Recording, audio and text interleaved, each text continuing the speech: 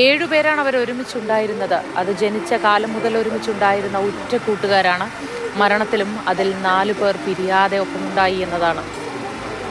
സ്കൂളിൽ നിന്ന് ഒരുമിച്ച് വരികയായിരുന്നു. ആ ഒരുമിച്ച് വരുന്നതിനിടയ്ക്കാണ് 5 പേർ കടയിൽ കയറി. പക്ഷേ 2 പേർ അവിടെ നിന്നും അവരോട് വഴക്കിട്ട് പോവുകയായിരുന്നു. കാരണം ആ കടയിൽ കയറാൻ താല്പര്യമുണ്ടായിരുന്നില്ലായിരിക്കും. പക്ഷേ മരണത്തിൽ നിന്നും അവർ മാത്രം ഒഴിഞ്ഞു മാറി. പിന്നെയും ഒരാൾ വീണ്ടും ബാക്കിയായി. അപകട സമയത്ത് ഒഴിഞ്ഞു മാറിയതുകൊണ്ട്, ചാടി രക്ഷപ്പെട്ടതുകൊണ്ട് മാത്രം ഒരാൾ ബാക്കിയായി. അത് അജിനയാണ്.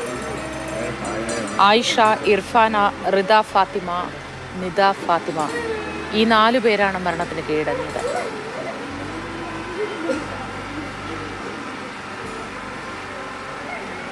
വീട്ടിൽ 2 മണിക്കൂർ പൊതുദർശനത്തിന് വച്ച ശേഷം കരിമ്പനക്കൽ ഹാളിലും ഇവരുടെയൊക്കെ പൊതുദർശനമൊരുക്കും. തുടർന്ന് 10 മണിയോടെ തുപ്പനാട് ജുമാ മസ്ജിദിലാണ് ഖബറടക്കം. അരുൺ ശങ്കർ ഇർഫാന ഷെറിൻ്റെ വീട്ടിൽ നിന്നും ചേരുന്നുണ്ട്. അരുൺ, ഇർഫാനയുടെ മാതാവിനെ കുറിച്ച് അറിയണമെന്ന് തോന്നുന്നു. കാരണം ആശുപത്രിയിലേക്ക് പോകാനായി, ഡോക്ടറെ കാണാൻ പോകാനായി ഒരുമിച്ച് പോകാൻ കാത്തു നിന്നതാണ് ആ അമ്മ. പക്ഷെ അതിദാരുണമായ ആ ദൃശ്യത്തിന് അവർ സാക്ഷിയാകേണ്ടി വരികയായിരുന്നു.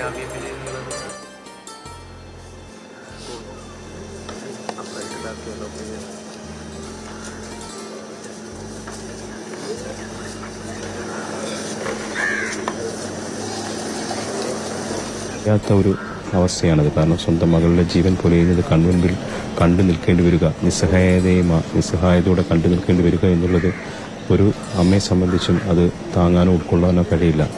എന്തായാലും അമ്മ ഇപ്പോൾ വീട്ടിലുണ്ട്. മകളുടെ മൃതദേഹം കൊണ്ടുവന്നതിന് ശേഷം അമ്മ പുറത്തേക്ക് വന്നിട്ടില്ല. ഇപ്പോൾ മറ്റ് ബന്ധുക്കളുമൊക്കെ തന്നെ ഇവിടെയുണ്ട്. ഇർഫാനയുടെ ഉപ്പയുടെ സഹോദരന്മാരും ഉൾപ്പെടെയുള്ളവർ ഇപ്പോൾ മൃതദേഹത്തിനടുത്തുണ്ട്. ഒരു കുട്ടി ഒരുപാട് നേരമായിട്ട് അവനിവിടെ നിന്ന് പറയുന്നുണ്ടായിരുന്നു. അവനിപ്പോൾ അവൻ്റെ പ്രിയപ്പെട്ട ചേച്ചിയെടുത്ത് ഇന്ന് സങ്കടം താങ്ങാൻ കഴിയാതെ പൊട്ടി കരയുകയാണ്. അങ്ങനെ എല്ലാവരുടെയും മനസ്സ് ഇത്തരത്തിലാണ്. കാരണം ഇവളിവിടെ നിന്ന് ഇന്നലെ പാറിപ്പറന്ന് സ്കൂളിലേക്ക് പോകുമ്പോൾ അതേ സന്തോഷത്തോടെ തിരിച്ചു വരുമെന്നായിരുന്നു, തിരിച്ചു വരേണ്ടവളായിരുന്നു. കാരണം ഈ വീടിൻ്റെയും അതോടൊപ്പം തന്നെ നാടിൻ്റെയും ഒക്കെ പ്രതീക്ഷയായിരുന്നു. അവർക്ക് തന്നെ ഒരുപാട് സ്വപ്നങ്ങൾ ഉണ്ടായിരുന്നു. ആ സ്വപ്നങ്ങളൊക്കെയാണ് ഒരു നിമിഷം കൊണ്ട് ഇല്ലാതായിരിക്കുന്നത്. അതും സ്വന്തം അമ്മയാണ് അവർ മരണ സമയത്ത് അവസാനമായി കണ്ടത്. അങ്ങനെ ആ അമ്മയ്ക്കും അത് താങ്ങാവുന്നതിലും അപ്പുറമാണ്. എന്തായാലും ആ അമ്മയെ അവസാനമായിട്ട് നമ്മളെ ഒരു നോക്ക് കാണിക്കാനായിട്ട് അല്പസമയത്ത് അയൽവാസികൾ, സഹപാഠികൾ ഇവരെല്ലാവരും വീട്ടിലേക്ക് എത്തിക്കൊണ്ടിരിക്കുകയാണോ അരുൺ?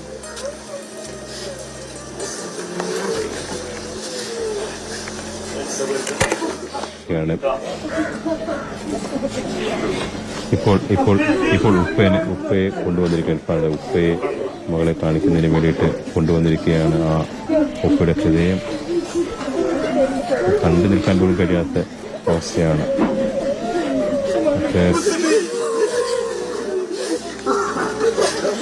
ഒരു നോക്ക് കാണാനായിട്ട് വന്നിരിക്കുന്നത്.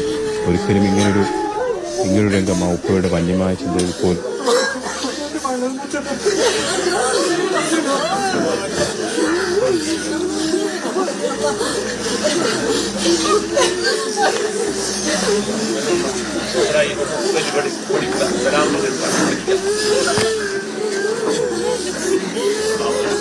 അവസാനമായി ഒരു നോക്ക് കാണാൻ ഇർഫാനയുടെ ഉപ്പ വന്ന കാഴ്ചയാണ് നമ്മൾ കാണുന്നത്.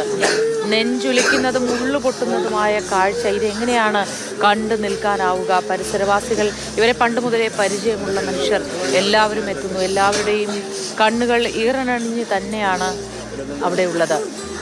സഹപാഠികൾ, പരിചയക്കാർ, ബന്ധുക്കൾ, അങ്ങനെ എല്ലാവരും ഏറ്റവും പ്രിയപ്പെട്ടവരായിരുന്നു.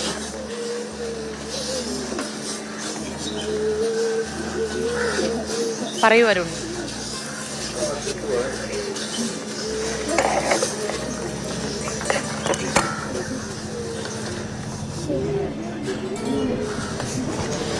തീർച്ചയായിട്ടും കണ്ടു നിൽക്കാൻ കഴിയാത്തൊരു അവസ്ഥ തന്നെയാണ്. ഇങ്ങോട്ടേക്ക് ഇർഫാനെ അവസാനം ഒരു നോക്ക് കാണാൻ വെക്കുന്നവരുടെ എല്ലാം കണ്ണുകൾ ഈർന്നഴിയുന്നുണ്ട്. അത് കണ്ടു നിൽക്കുന്നവരുടെയും സങ്കടക്കടലായി മാറുകയാണ്. ഇവൾ ഇന്ന് കേരളത്തിൻ്റെ വേദനയായി മാറുകയാണ്. നമുക്ക് ആർക്കും അറിയാത്ത ഒരു പെൺകുട്ടിയായിരുന്നു ഇന്നലെ വരെ ഇർഫാന. അതോടൊപ്പം തന്നെ മറ്റ് 3 പെൺകുട്ടികൾ. പക്ഷേ അവരൊക്കെ ഇന്ന് നമ്മളുടെ മക്കൾ അല്ലെങ്കിൽ നമ്മുടെ സഹോദരിമാരൊക്കെയായി മാറുകയാണ്. അവരുടെ വേർപാട് നമ്മളുടെയും കൂടി വേദനയായി മാറുകയാണ്. അതാണ് ഈ വീട്ടിലൊക്കെ കാണാൻ കഴിയുന്നത്. അല്പസമയം മുമ്പാണ് ഉപ്പയെ അവസാനമായി വരുന്നു കാണിക്കുന്നതിന് വേണ്ടിയിട്ട് വീണ്ടും പുറത്തേക്ക് കൊണ്ടുവന്നത്. ആ മനുഷ്യൻ എത്രത്തോളം അപ്പോഴും ആ യാഥാർത്ഥ്യത്തെ എത്രത്തോളം ഉൾക്കൊണ്ട് എന്നുള്ളതൊന്നും പറയാൻ കഴിയില്ല. കാരണം സ്വന്തം മകൾക്ക് ഇങ്ങനൊരു അവസ്ഥ വരുമെന്നൊരു ഉപ്പയും ഉമ്മയും ഒന്നും ചിന്തിക്കില്ല. അവരുടെ വന്യമായ സ്വപ്നങ്ങൾ പോലും അങ്ങനെ ചിന്ത ഉണ്ടാകില്ല. മകൾ എല്ലാ ദിവസവും പോകുന്ന പോലെ സന്തോഷവതിയായിട്ട് തിരികെ എത്തുമെന്നുള്ളതാണ് അവർ പ്രതീക്ഷിക്കുന്നത്.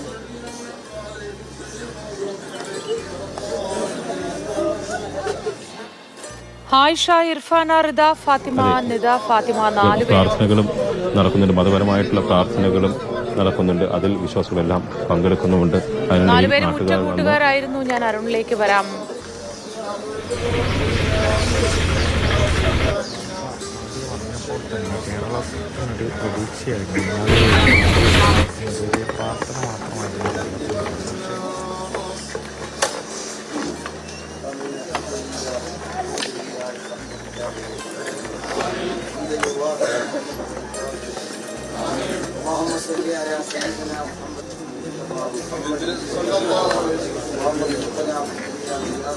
ഇന്നലെ വൈകിട്ടായിരുന്നു അപകടം സംഭവിച്ചത്. അപ്പോഴും അധികം പേരും അറിഞ്ഞിട്ടുണ്ടായിരുന്നിരിക്കില്ല ഇത്രയും അധികം സങ്കടമുണ്ടാക്കുന്ന ഒരു സംഭവമാണ് നടന്നത് എന്ന്. ഇന്ന് മലയാളികൾ ഓരോരുത്തരും ഉണർന്നെഴുന്നേറ്റത് ഒരു സങ്കട പകലിലേക്കാണ്. ദുഃഖം തളം കെട്ടി നിൽക്കുന്ന ഒരു വെള്ളിയാഴ്ചയിലേക്കാണ് നമ്മൾ ഓരോരുത്തരും ഉണർന്നെഴുന്നേറ്റത്. 5 പേരെ ഒരുമിച്ച് ആ റോഡിലൂടെ വരുന്ന ദൃശ്യങ്ങളൊക്കെ നമ്മൾ കണ്ടു. അതിൽ 4 പേർക്ക് ദാരുണാന്ത്യം സംഭവിച്ചിരിക്കുന്നു. 2 ലോറികൾ, അതൊരു ലോറി ഒരു സിമന്റ് ലോറിയിലേക്ക് വന്നിടിച്ച് മറിഞ്ഞുണ്ടായ അപകടത്തിലാണ് ഈ 4 പേരെയും നമുക്ക് നഷ്ടപ്പെട്ടത്.